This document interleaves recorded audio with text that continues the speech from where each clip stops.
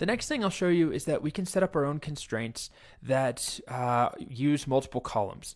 So this example here has a constraint that makes sure that the name and address combination are unique.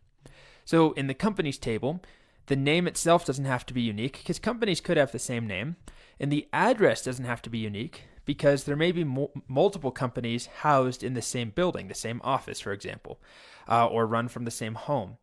But the combination of the two is what needs to be unique, name and address. So let me show you this. If I try running it, and I think I'll tweak it to just make it simpler. So let's not even bother with an ID. Let's not bother with a phone number or primary key. Let's just do name and address, neither of which can be null, but they don't have to be unique on their own. They have to be unique as a combination. Okay, so let's create this table.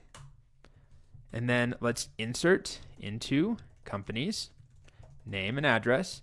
And I'm going to keep names and addresses super simple. Our first name will be Blackbird Auto. Okay, sure. And then address will just be 123 Spruce Street. Okay, that works fine. No problem. Now, if I did the same thing, but this time maybe there's a different company located at 123 Spruce called Luigi's Pies. Also fine. So 123 Spruce is duplicated, but that doesn't matter. However, if I then have some business like Luigi's Pies at 123 Spruce, which is already in there, so the same business name at the same location, we get an error. Duplicate entry, Luigi's Pies, 123 Spruce for this key name address. So I could also give this a better name instead of just name address. I could do name address combo, unique name address, something like that. Now this is using unique. This is not a check constraint, right? This is using an existing constraint like unique. We can also do our own custom check constraints that use multiple columns. Like let's say that we flip houses. So create table houses, and we keep track of the price we bought a house for. So purchase price is, let's just make it an integer. I guess we could worry about cents as well, but let's just keep it as an integer just to make this short and simple.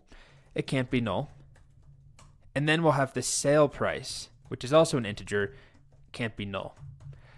And I can add my own constraint that says the sale price has to be greater than the purchase price. Technically, you could sell a house and lose money. It happens all the time. But let's just say for this example, our system only lets you set a sale price that is greater than or equal to what you purchased it for.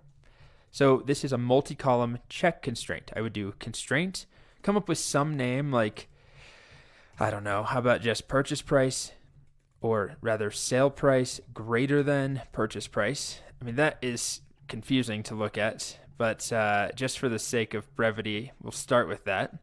Or maybe S price greater than P price. Okay, sure. And then we write check. And then what are we checking? We're checking to see that purchase price is less than or equal to sale price. Although, to be consistent, I would reverse that and say sale price has to be greater than or equal to purchase price. Only because that's the name of this constraint.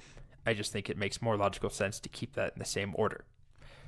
Okay, so let's make this table. And then if I insert into houses, purchase price first, sale price second, values, and let's do really simple prices. Like we bought the house for $100, we sold it for $200. Great profit. Okay, that works. But if we bought the house for $500 or $300 and we sold it for $250, oh no, we get an error.